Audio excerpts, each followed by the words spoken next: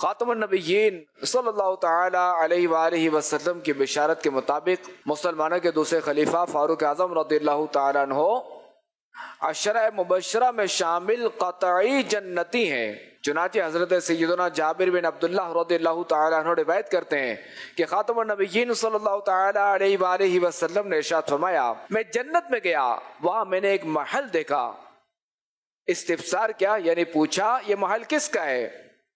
فرشتے نے عرض کی حضرت عمر رضی اللہ تعالی عنہ کا۔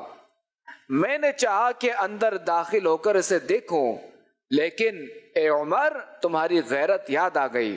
یہ سن کر فاروق اعظم رضی اللہ تعالی عنہ عرض کرنے لگے، یا رسول اللہ صلی اللہ علیہ وسلم، میرے ماں باپ آپ پر قربان، کیا میں آپ پر غیرت کر سکتا ہوں؟